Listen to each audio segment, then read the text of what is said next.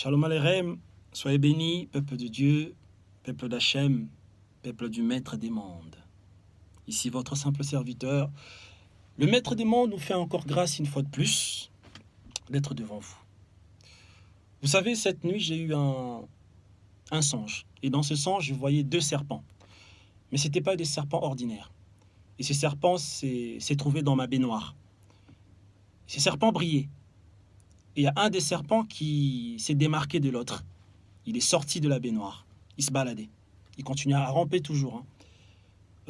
Par contre, cela m'a ramené à une histoire dans la Torah, dans les Écritures, dans le livre de Nombres, précisément, au chapitre 21, le serpent d'airain. Ok ? La plupart connaissent cette histoire. Il fut un temps où les béné Israël, les enfants d'Israël, se sont rébellés contre Dieu. Ont commencé à murmurer contre Dieu et contre son oint, Moshe Rabbeinu, Moïse. Et cela a déplu à Dieu. Et en réponse à leur mauvais comportement, le Maître des mondes les a envoyés des serpents. On nous dit que beaucoup de béné Israël, beaucoup étaient morts, étaient tués. Et ils ont eu peur. Ils vinrent auprès de Moshe, auprès de Moïse, pour lui dire, prie pour nous. Demande au Maître des mondes d'arrêter ce fléau.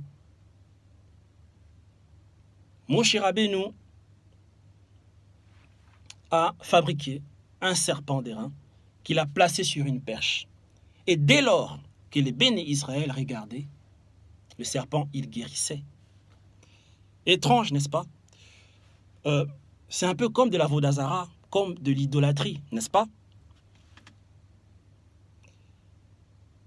Et il est dit dans Nombres chapitre 19, verset 7, justement, alors que les enfants d'Israël ont fait tchouva, repentance, retour, ok, la repentance, teshuva, il est dit, Vaya, Moshe, Nachash, Nachoshe. Ok, comment devons-nous comprendre cela ? Nous devons comprendre que le mot serpent est utilisé 2 fois dans ces termes. Si nous creusons un peu plus, nous comprenons que le même serpent qui tuait, il regardait les serpents, les béné Israël, il guérissait de l'autre côté. Le mot serpent, 2 fois. Mais cela ressemble un peu à de l'idolâtrie. Nous devons comprendre que tout mal que nous voyons dans ce monde vient de Maître des mondes. C'est-à-dire que le mal ne peut s'accomplir sans pour autant que le Maître du monde puisse le permettre. S'il y a des mal, s'il y a les mal qui viennent par le Maître des mondes, il y a aussi les mal qui sont provoqués par nos transgressions, par nos mauvais comportements, par nos blasphèmes, ok, par nos avérotes, par nos péchés, justement. Mais pourquoi Dieu envoie-t-il des serpents ? Pourquoi le Maître des mondes n'a pas choisi autre chose ? Pourquoi les serpents ? Justement, parce que les enfants d'Israël faisaient ce qu'on appelle en hébreu du lachon hara. Le lachon hara, la médisance. Mais pourquoi les serpents ? Le lachon hara, c'est le symbole du serpent. Rappelons-nous, dans le livre de Bereshit, Genèse, que fit le serpent ? Le péché originel, la médisance, la mauvaise langue. Ok ? La mauvaise langue, encore une fois. Le serpent. Le nachash. Donc, nous devons faire aujourd'hui très attention à notre bouche. La langue, c'est un feu. La langue peut embraser toute une forêt. Ok ? C'est comme une flèche, c'est comme le feu qui peut embraser toute une forêt. Soyez bénis. Le nachash. Le nachash. Pourquoi le serpent ? Que devrions-nous comprendre par là ? Le nachash, en hébreu, signifie serpent. Le nachash. En français, c'est serpent.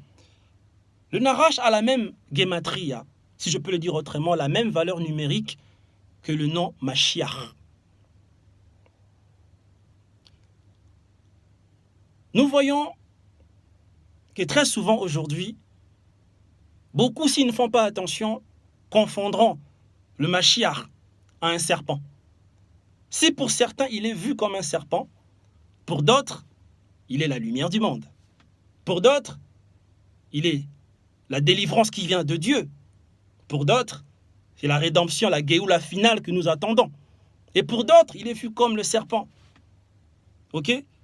Donc, soit nous le voyons comme un homme, soit vous le voyez comme un Dieu, donc vous tombez dans l'idolâtrie, soit vous le voyez comme un idole, soit vous le voyez comme un homme, soit vous le voyez comme un rédempteur, soit vous le voyez comme un serpent.